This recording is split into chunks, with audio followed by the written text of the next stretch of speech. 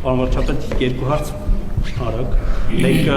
մեր խանությանը վերաբերող մյուսը միջազգային կոնտեքստից դուք դժվար տեսածնեք, մենք քաղաքացիներից երբեմն տեսնում ենք բակերում, դպրոցների մոտ մարդիկ ինքնամոռաց ինչ-որ բան են փնտրում տարբեր հատվածներում, որպես կանոն նրանք փնտրում են թմրամիջոցներ, այդ թմրամիջոցները տարածվում են Telegram-ի միջոցով ու տարբեր աղբյուրների, տարածման ֆինանսավորումը բիթքոյնի միջոցով է ու սա շատ դժվար է բացահայտել 2018-ից սկսած վիճակագրությունը ցույց է տալիս, ես մինչև 2024 թվերը ունեմ, որ 158%-ով աճ է արձանագրվել, հասկանում եմ Telegram եւ մյուս համակարգերը, նախորդ տարի դուք ընդունեցիք ռազմավարություն ու այս առումով պայքարում եք, ես ուզում եմ հասկանալ, թե ինչ արդյունքներ ունենք այս մասով, ունենք արդյոք դրական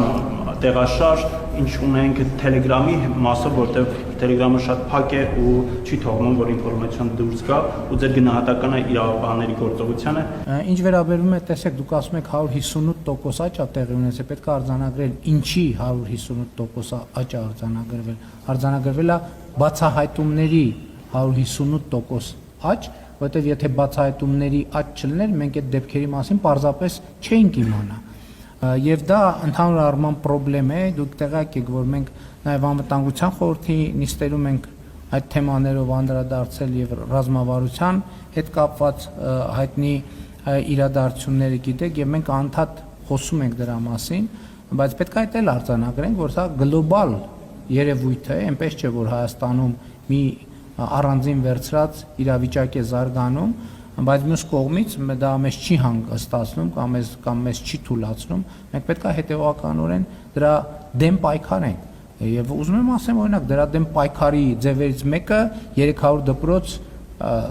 նախագիծն է, որտեղ կան խաղահրապարակներ, ֆիզկուլտուրայով, սպորտով ավելի շատ զբաղվելու հնարավորություններ, ֆուտբոլի դաշտերի կառուցում եւ այլն եւ այդպես շարունակ, որպեսզի երիտասարդությունը ավելի շատ ստեղծարար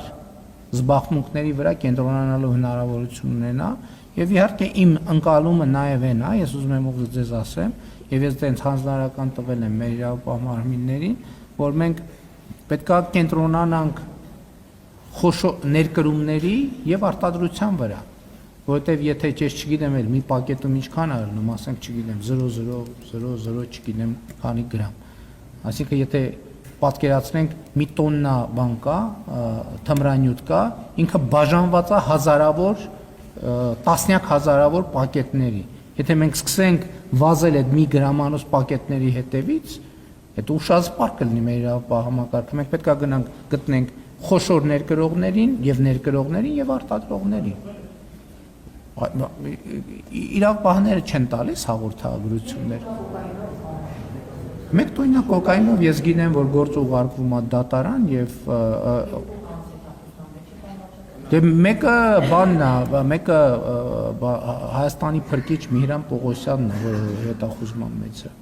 Թող լակայիրա կոկայինին տիրություն անի, հետո կտեսնենք Հայաստանին ոնց է տիրություն անում։